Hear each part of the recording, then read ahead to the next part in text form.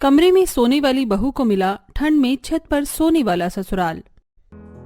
पता है तुझे प्रिया, ये रेस्टोरेंट यहाँ का सबसे शानदार रेस्टोरेंट है।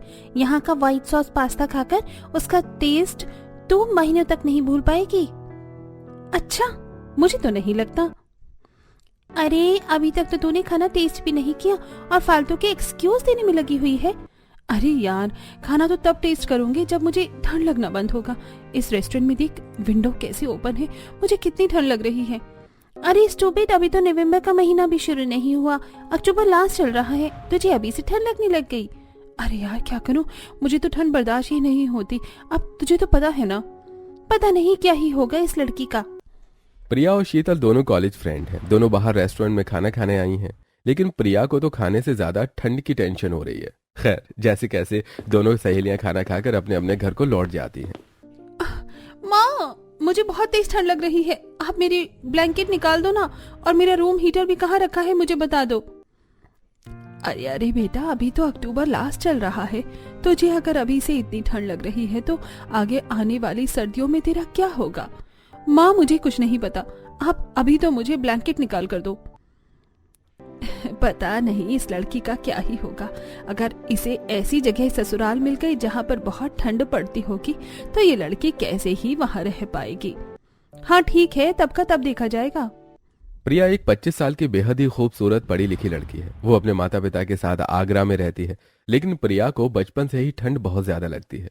अभी अक्टूबर का महीना भी खत्म नहीं हुआ कि प्रिया ने अपनी ब्लैंकेट हीटर सब निकाल लिया है।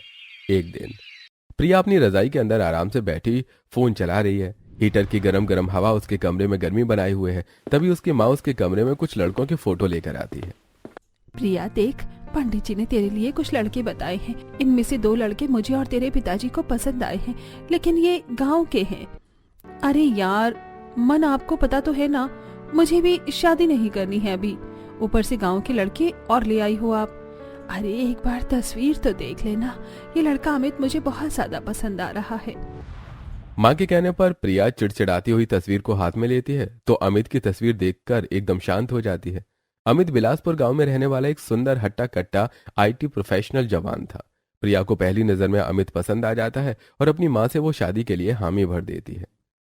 माँ, आप अब अपने हिसाब से देख लो, मुझे तो ये लड़का ठीक ठाक ही लग रहा है।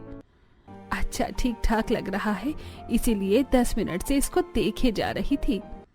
माँ की बात सुनकर प्रिया एकदम से शर्मा कर झेंप जाती है। फिर कुछ दिनों बाद अमित और प्रिया की शादी का दिन भी आ जाता है और दोनों की शादी बड़ी धूमधाम तरीके से कर दी जाती है। प्रिया शादी करके बिलासपुर गांव पहुंचती है, जहां पर अमित की बड़ी सी हवेली में उसका एकदम ग्रैंड वेलकम किया जाता है। आओ बहू, ये चावल का कलश घर के अंदर गिराकर घर में गृह प्रवेश करो। हाँ हाँ बेटी, आओ, आज से यह तुम्हारा ही घर है और तुम इस घर की बहू नहीं बेटी हो। यू आर वेलकम भाभी, अब तो मजा आएगा। प्रिया अपनी इस ग्रैंड वेलकम से खुश थी, लेकिन तभी उसने देखा कि गांव की उसी की उम्र की 3-4 बहुएं जो उस गांव की ही थीं और उस समय वहां मौजूद थीं, प्रिया को देखकर फुसफुसा रही थीं। उनकी बातें प्रिया के कानों तक पड़ी। मुझे तो प्रिया की टेंशन हो रही है, पता नहीं बेचारी कैसे इतनी ठंड में सर्दी में छत पर एडजस्ट कर पाएगी। हाँ पायल भाभी, हमें तो अभी तक आदत नहीं पड़ी, इस बेचारी की तो शादी भी सर्दियों में हुई है। उनकी बातें प्रिया को कंफ्यूज कर रही थी। प्रिया को लग रहा था कि पता नहीं ये सब ऐसी बातें क्यों कर रही हैं, लेकिन असली धमाका तो रात को होने वाला था। आज ससुराल में प्रिया का पहला दिन था। गृह प्रवेश के बाद प्रिया की सास ने उसे कपड़े बदलने के लिए कमरे में भेज दिया था। अपने रूम में प्रिया और अमित, जैसे ही अमित प्रिया के साथ अपने रूम में गया, उसने रूम का फैन ऑन कर दिया और कहने लगा, अब जाकर मेरी जान में जान आई। इतनी देर से इतनी हैवी शेरवानी में मेरा तो दम ही घुट रहा था। नवंबर का समय था। प्रिया हैरान थी कि आखिर इस मौसम में कोई पंखा कैसे चला सकता है। उसने अमित को पंखा बंद करने के लिए कहा। अमित जी, क्या आपके पंखा बंद कर सकते हैं? मुझे बहुत ज्यादा ठंड लग रही है। नेहा के कहने पर अमित पंखा बंद कर देता है और नेहा अपने कपड़े चेंज करने के लिए चली जाती है। प्रिया अपने कपड़े बदलकर कमरे से बाहर आई और अगर अपने सास ससुर के पैर छुए। उसके बाद आज उसके पहली रसोई थी। उसने सबके लिए गर्मा गर्म आलू के पराठे, मटर की सब्जी और चाय बनाई थी। सब लोगों ने मजे से नाश्ता किया। उसके बाद प्रिया आराम करने के लिए अपने कमरे में चली गई। फटाफट से अपनी रजाई निकाल लेती हूँ, कम से कम इस ठंड में थोड़ी तो राहत मिलेगी। ऐसा कहकर प्रिया ने झट से अपनी रजाई निकाल ली और हीटर ऑन करके बिस्तर पर लेट गई। शादी की थकान की वजह से उसे लेटते ही नींद आ गई। तभी अमित कमरे में आया। प्रिया, ओ प्रिया। अरे प्रिया, लगता है ये तो सो गई। चलो कोई बात नहीं, शादी की थकान हो गई होगी, मैं तो चला छत पर सोने।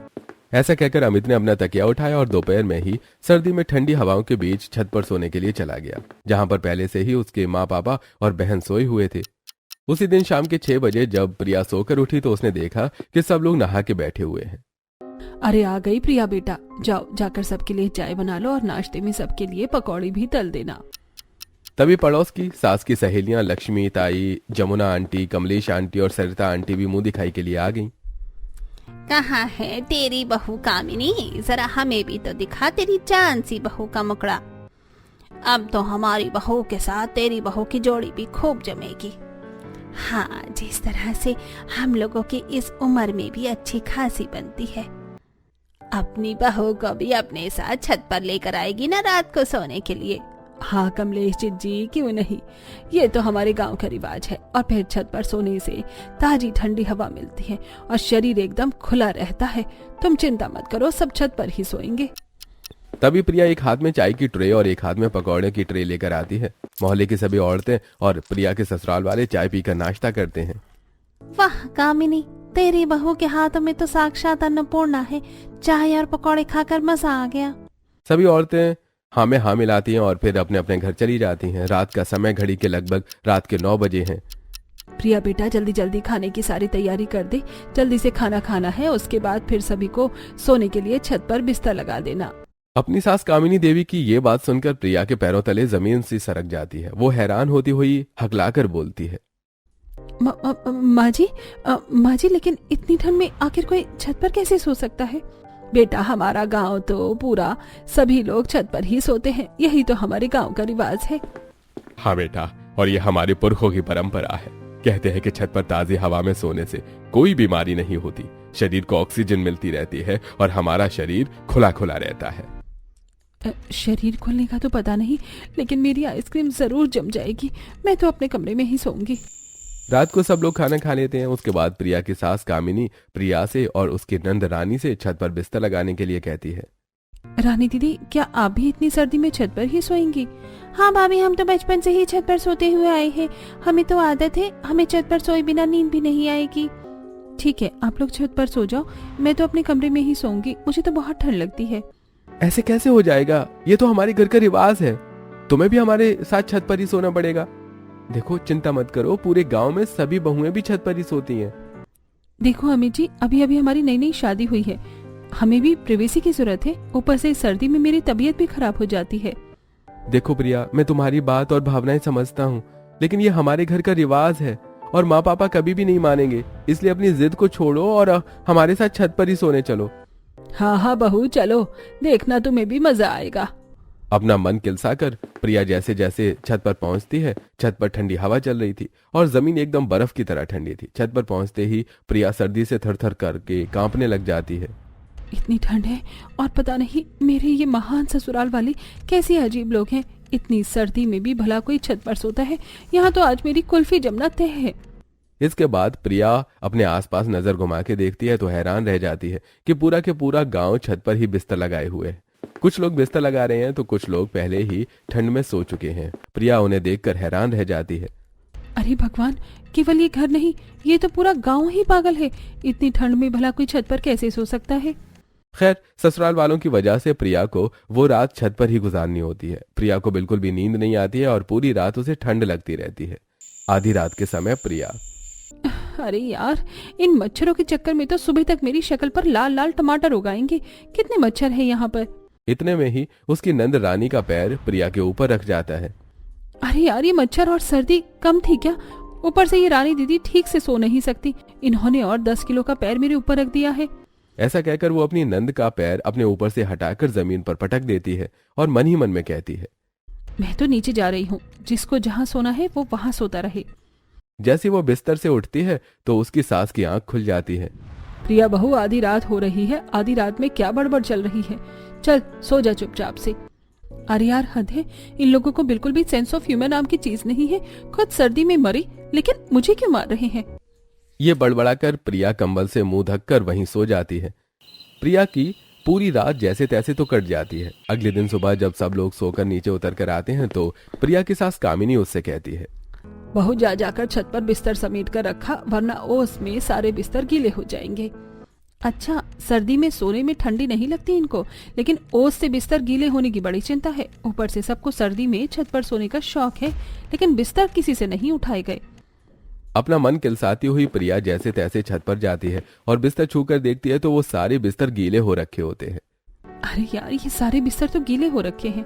तभी प्रिया के दिमाग में एक आइडिया आता है और वो अपने ससुराल वालों को छत पर सोने से रोकने के लिए वो 2 बाल्टी पानी भरकर सारे बिस्तरों पर डाल देती है, जिससे बिस्तर गीले हो जाते हैं। उसके बाद उन सभी बिस्तरों को छत पर ही सुखाकर नीचे चली जाती है। अब आएगा मजा। आप देखती हूँ कि ये लोग कैसे ठंड में गीले बिस्तरों पर छत पर सोते हैं। इसके बाद नीचे आकर प्रिया फ्रेश हो जाती है और नहा धोकर किचन में सबके लिए नाश्ता तैयार करती है। तभी उसकी सास रसोई में आती है और प्रिया से कहती है, प्रिया बहू, आज घर में काम से फ्री होकर मेरे साथ बाजार चलना, खुद सामान लेकर आना है। जी माँ जी। दोपहर के समय दोनों सास बहू तैयार होकर बाजार जाते हैं। बाजार में सास को अपनी सहेलियां कमलेश ताई, सरता आंटी, जमुना आंटी मिल जाती हैं। वो उनके साथ बातें करने लग जाती हैं। वहीं दूसरी तरफ उनकी बहुएं पायल, नेहा, रितु भी प्रिया के साथ बातें करने खड़ी हो जाती हैं।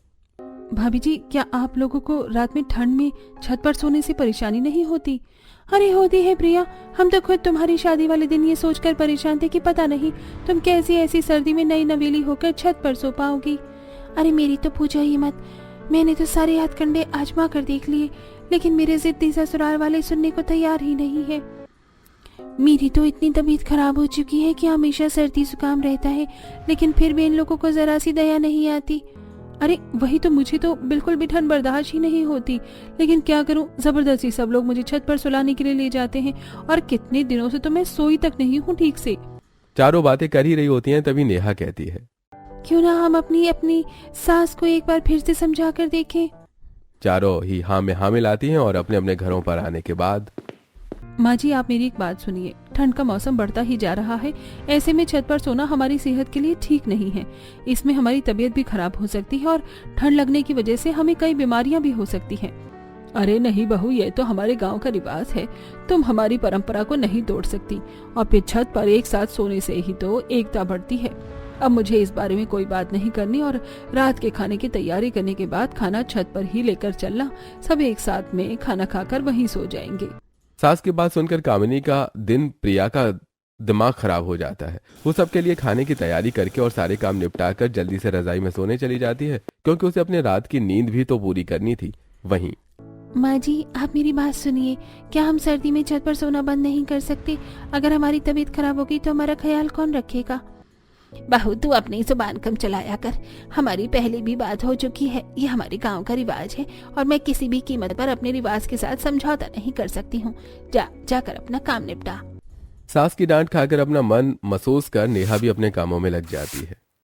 वहीं मीरा और रितु की सास भी उनको ऐसे ही फटकार लगाकर उन्हें चुप करा देती है। 2 दिन बाद, भाभी क्या हम लोग बाजार में मिल सकते हैं? आज शाम को 5 बजे गाँव के पास सब्जी बाजार में मिलते हैं। सभी सहमति जताते हैं और शाम के 5 बजे सभी बहुएं सबसे बाजार में आपस में मिलती हैं। क्या हुआ, तुम लोगों ने अपने घर में बात की? हाँ की तो सही, लेकिन कोई फायदा नहीं। इस गांव के लोग पत्थर बुद्धि के हैं, इन्हें समझाने का कोई फायदा नहीं है। मेरे पास एक तरकीब है, क्यों ना हम उनके मन में एक डर पैदा कर दें। कैसा डर प्रिया? हाँ हमें भी बताओ, हम भी कोशिश कर सकते हैं। एक काम करते हैं, हम सभी के पास मोबाइल फोन है, तो क्यों ना रात को 2 बजे हम चारों अपने अपने मोबाइल फोन में से एक डरावनी आवाज निकालकर इन लोगों को डराने की कोशिश करें और भूत प्रेत की कहानी बताकर इनके मन में डर पैदा कर दे, ताकि ये लोग छत पर सोना बंद कर दें। वाह, ये तो बहुत कमाल का आइडिया है। चलो आज रात ही ट्राई करते हैं। चारों सहमति जताती हैं और उसी दिन रात के 2 बजे नेहा, प्रिया, रितु, मीरा, पायल अपने मोबाइल में डरावनी भूत प्रेत की आवाज निकाल कर मोबाइल पास में रख देती हैं। लेकिन इन आवाजों से किसी को कोई फर्क नहीं पड़ता। सब खर्राटे मारकर सोते रह जाते हैं और थक हार कर सारी बहुएं भी अपना मोबाइल बंद करके वहीं सो जाती हैं। अगले दिन दोपहर 1 बजे चारों बहुएं एक साथ छत पर मिलती हैं और शाम के समय मिले जाने का प्लान बनाती हैं। शाम को 5 बजे गांव के पास वाले मेले में, देखिए आप सब लोग यहाँ पर नकली सांप बिच्छू जैसे जानवर मिल रहे हैं, तो क्यों ना हम ऐसे कीड़े खरीद लें और आधी रात में जब ये लोग सो रहे होंगे तो इनके ऊपर एक साथ फेंक देंगे। वाह वाह, ये तो बहुत मजेदार होगा। नेहा और प्रिया भी हामी भरती हैं और सभी एक एक पैकेट वो कीड़े खरीद कर अपने घर ले जाती हैं। आधी रात के समय अपने ससुराल वालों के ऊपर सारे कीड़े फेंक देती हैं और रजाई ढककर सोने का नाटक करती हैं। ठीक उसी समय मीरा, रितु और पायल और नेहा भी अपने अपने ससुराल वालों पर वो कीड़े फेंक कर रजाई कर मुंह ढककर सोने का नाटक करने लग जाती हैं। अरे ये क्या है?